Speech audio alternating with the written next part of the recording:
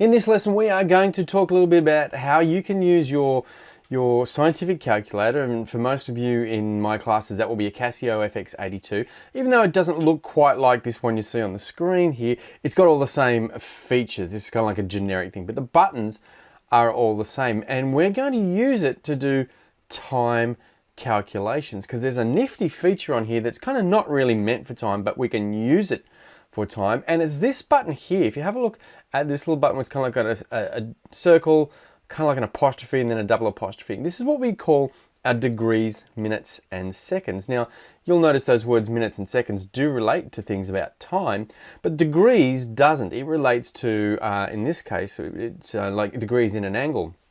But luckily for us, if I took 1 degree and broke it down into its next smallest measurement, I could break 1 degree into 60 minutes. I could take each one of those minutes then and break it down another 60 into seconds, which is kind of just like time, isn't it? If you imagine that degrees, in this case, will be the same thing as hours. So I can use this button to do some calculations. We're going to have a look at it now and just pretend that the degrees part is hours. So one thing that people often get caught on is this confusion between a decimal and hours, minutes and seconds. Because if I said to you something like, let's go with 2.3 hours. Okay, and you'll see above me in the screen as well, up here is this box which just sort of logs for you each of the key presses that I do. So if you need to backtrack and see what I've pressed, you can. So if I said to you, well, what's 2.3 hours? Well, some people would look at that and go, 2 hours, 30 minutes. But that's not right, because 2 hours, 30 minutes is actually 2.5. So I can use my degrees, minutes and button seconds to convert a decimal. So in this case, well, what is 2.3 hours written in hours, minutes and seconds? Here's how I'm going to do it. I'm going to type in the 2.3. I'm going to hit equals, and you'll see this little fraction thing here. And now I'm going to press my degrees, minutes, seconds button. That's this one here. And you'll see now my output on my screen has changed to 2 hours, 18 minutes and 0 seconds. So 2.3 hours is actually 2 hours and 18 minutes. Let's also check, well, what if I had 2.5 hours? Well, I know 2.5 is the same thing as 2.5. So that should be 2 hours, 30 minutes. Let's check. I hit the equals button, hit degrees, minutes, seconds, and yes, it is. 2.5 hours is 2 hours, 30 minutes. Now, I could go in the other direction. If I had, say, 5 hours, 12 minutes, I could convert that back to a decimal. So I'm going to hit the equals, and now once again, I'm going to hit my degrees, minutes, seconds. And I can see that 5 hours, 12 minutes is actually 5.2 hours. So if you had to convert between a decimal figure for a time and hours, minutes, seconds, you could do that in your calculator. But here's where it gets really handy now when we want to start doing calculations with time. So let's say I fell asleep at 13:25 in the afternoon. I had an afternoon nap because they're really cool. And I was asleep for an hour and 40 minutes. What time did I wake up? Let's see if we can do that with our calculator. So I'm going to put 13 hours, 25 minutes, because that was the time I fell asleep.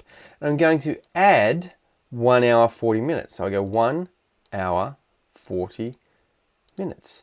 When I hit equals, you can see that the time showing here was 15 and 5. So it's 15:05. In other words, 5 minutes after 3 in the afternoon. I fell asleep for an hour and 40 if I've added that time. So I can use this degrees, minutes, seconds to start doing time additions and time subtractions. So let's look at an example of a subtraction. Let's say we had a question that said, look, my plane landed at 5:10 in the afternoon, and it was a 4 hour, 35 minute flight. What time did it depart? Okay, so we landed at 5:10 in the afternoon. It was a 4 hour, 35 minute flight. So what time did we leave? All right, let's think about those things. I landed at 10:05. Now I'm going to use that in 24-hour time because it's going to be much easier when I'm doing my calculation. So that was 17:10, okay?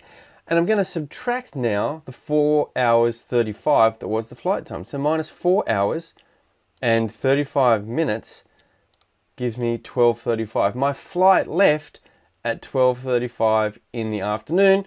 It went for 4 hours 35 and I landed at 17, 10. So there's an example for a subtraction.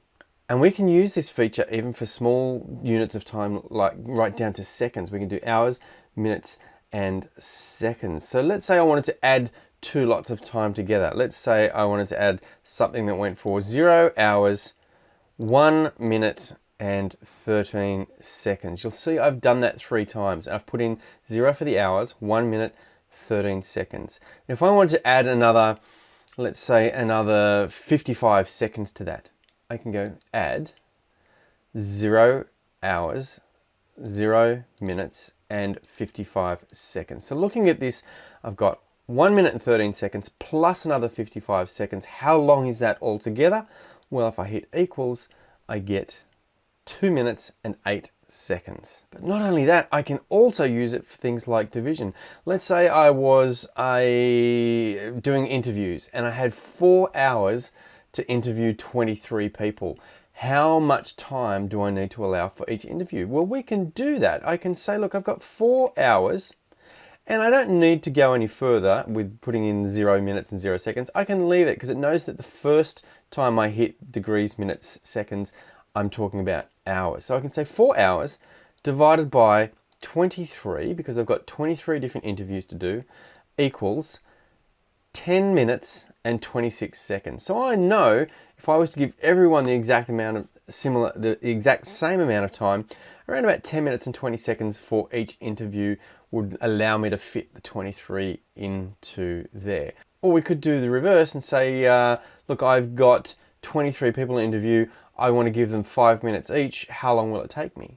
Okay, well, I've got 23 people times, and I'm going to give them 5 minutes each. So that's 0 hours and 5 minutes equals 1 hour and 55. So to do all 23 interviews at 5 minutes each would give me an overall time of 1 hour 55. So there's some examples of using the degrees, minutes, seconds button on your calculator to help you do time calculations that can involve converting from decimal to hours, minutes, seconds.